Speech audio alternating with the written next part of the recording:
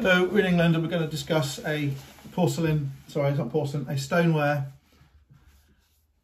jar. You can call it a pot or vase if you wanted to. It's a jar.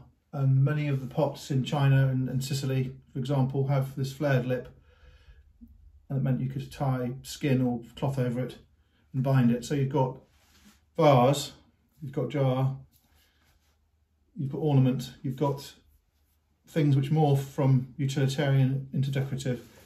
I'm going to call it a jar or a vase. So it's not porcelain. It's stoneware. You can see on the unglazed section what it's made of. It's not, if it was porcelain, that would be white. It's slightly biscuity coloured. I'm not sure whether it's Japanese or Chinese. I think on balance it's going to be Chinese. It's going to be 1960, 70, 80. It's not antique really. It's vintage. The thing about this vase, this jar, is that it's huge, and it is in perfect condition. The crackle glaze is deliberate, and what the pot is trying to do is get the crackle glaze to crackle evenly around the whole jar, top to bottom, side to side, and that's really quite a difficult thing to do. I would say that is extremely good, a good example of crackle glaze. Whether it's modern or antique or vintage, it's a very, very good example. The shape, they would call that ovoid in the absence of not knowing what the shape is. I don't know what the shape is called technically. It's an ovoid shape. It's a slightly late shape. I wouldn't say that is an ancient shape. It's derived from an ancient shape. It's got a modernness to it, and it's flared underneath and on the top, and I don't think that is a particularly antique shape necessarily. The item's unmarked, and the thing about this pot is it's not made by hand, it's made by slip casting. And the distinction between slip casting and hand potting is a huge distinction. If it was made by hand on a spinning potter's wheel, either mechanical or by tread plate, it would be hugely valuable, because the larger the item gets when it comes to the potter's wheel, the harder it is to actually finish and get right. It's very easy, for example, to leave too much mass in the clay at the bottom. You know, if you leave too much, it's too heavy, it doesn't fire properly, it will crack. It's easy to leave too little mass thickness on it if you're doing it by hand, and it breaks.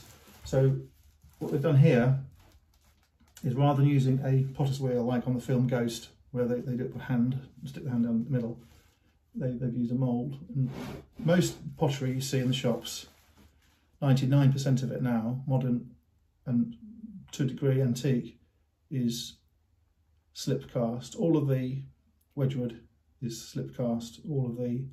Most of the Clarice Cliff is slip cast. The Poole pottery is slip cast. The Limoges is slip cast. A lot of the Meissen is slip cast. A lot of the porcelain from Japan is slip cast. What they do is they get a plaster mould, two sides, clamp it together, tie it with leather or string or rope, or modern ones have metal brackets. And this is a hollow mould of plaster. It has a hole in the top. Very big ones have a hole in the bottom and a tap at the bottom. And what they do is they pour in the slip. This is what's called slip cast. The slip is liquefied pottery. It looks like slurry. It is looks like porridge or milk. They pour in this liquefied pottery. The contents, the liquid contents, settle and set around the edge and harden to a degree against the plaster, while the rest of the centre of the mould has got the liquid still. And then they pour out the remainder, the liquid, that leaves inside the void this coating on the inside of the plaster. It's like how they make an Easter egg, or a teapot, for example, where the void has a small aperture. You can't pull a central mould out. That's not possible. It's just purely a void in a plaster mould. They pour in the slip. They don't even swill it around. They fill it. They leave it for 20 minutes.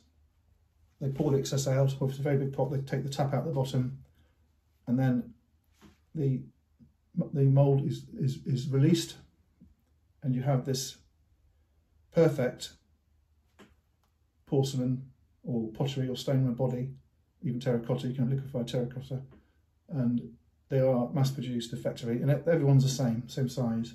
The only imperfections on the slip cast pottery is inside, where you will see drip marks, for example. And in fact, this one here has got drip marks right at the bottom, where the mould has been emptied of the liquid, and at the top of the mould, which is the bottom of the vase, you have these little drips which have solidified. You see that a lot in garden centres when you're buying these big pottery vases and jars and planters. In garden centres, you'll see often the pots have got these upward facing drips in the bottom. That means it's slip cast.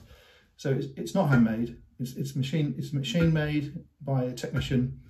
It will have been finished by an artisan, and what that means is when they take the mould apart, there is a seam which will require trimming and then sponging, and it is possible that the rim is added.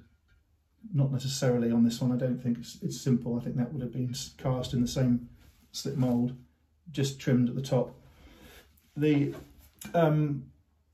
item, as I say, has no marks. I'm not sure whether it's Japanese or Chinese. I think it's going to be, on probability, Chinese. Anyway, I hope that's been interesting. It's in England. Thank you.